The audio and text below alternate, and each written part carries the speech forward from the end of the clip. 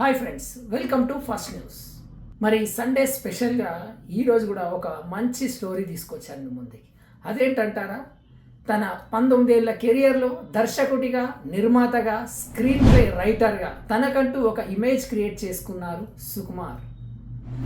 ముఖ్యంగా ఆ అంటే అమలాపురం, రింగ రింగ రింగ రింగ రింగారే, డియాలో డియాలో, లండన్ బాబు, జిగేలు రాణి, ఊ అంటావా మావా, తాజాగా Pushpa the rule, Kissik Kissik item songs ఆయన మూవీలో స్పెషల్ అట్రాక్షన్ అని కూడా చెప్పాలి. సుకుమార్ ఒక భారతీయ చలనచిత్ర దర్శకుడు, నిర్మాత మరియు స్క్రీన్ ప్లే రైటర్. అతను ప్రధానంగా తెలుగు సినిమాలో పనిచేస్తున్నాడు. సుకుమార్ 2004లో ఆర్య సినిమాతో దర్శకుడుగా తెలుగు పరిశ్రమకు పరిచయం అయ్యాడు. ఆర్య సినిమా విజయం అతన్ని స్టార్డమ్కు చేర్చింది. సుకుమార్ 11 జనవరి 1970 ఆంధ్రప్రదేశ్ రాష్ట్రం తూర్పు గోదావరి జిల్లా రాజోలు సమీపంలోని మట్టపర్రు గ్రామంలో జన్మించారు.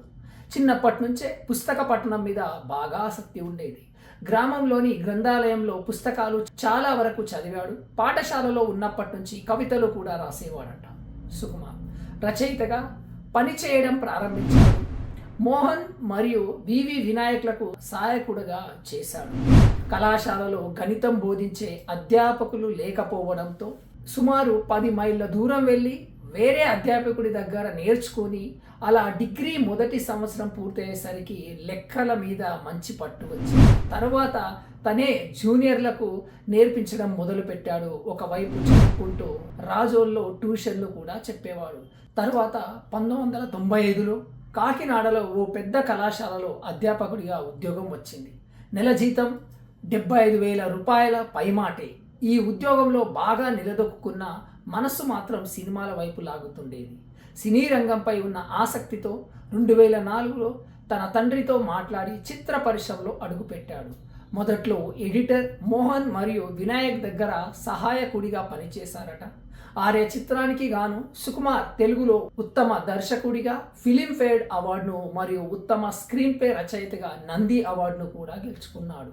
అతని ఇతర ముఖ్యమైన చిత్రాలు జగడం, ఆర్య 2 అందరి అంచనాలకు భిన్నంగా తీశాడు.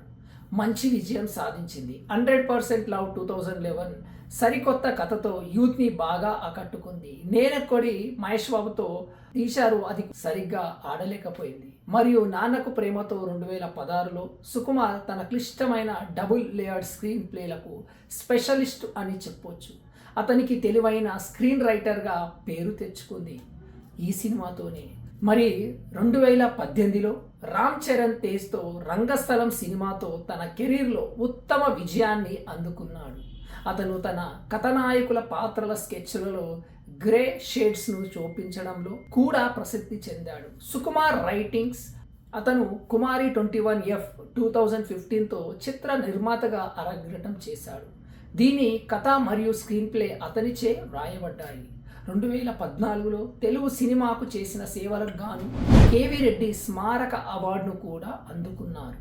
2021లో అల్లు అర్జున్ హీరోగా సుకుమార్ తెరకెక్కించిన pan India cinema Pushpa the rise యవత గేదేలే Dadasaheb Phalke international film festival award 2022లో మూవీ మరియు 2022లో మూవీ ఆఫ్ ద ఇయర్గా కూడా నిలిచింది.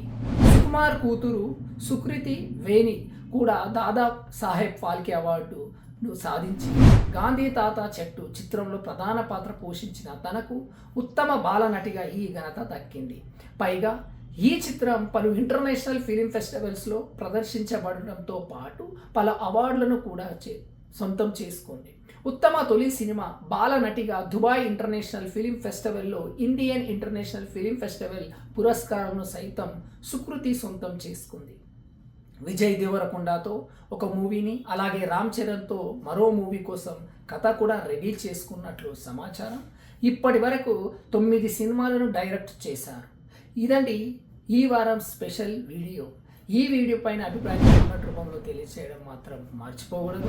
ఫస్ట్ టైం కనుక ఛానల్కి వచ్చినట్లయితే సబ్స్క్రైబ్ చేయండి. వీడియో నచ్చినట్లయితే ఒక్క లైక్ చేయండి. ఆ లైక్ మమ్మల్ని ఇన్స్పైర్ చేస్తే ఇలాంటి వీడియోలు ఇంకెన్నో చేయడానికి ఆస్కారం. Thank you. జై హింద్.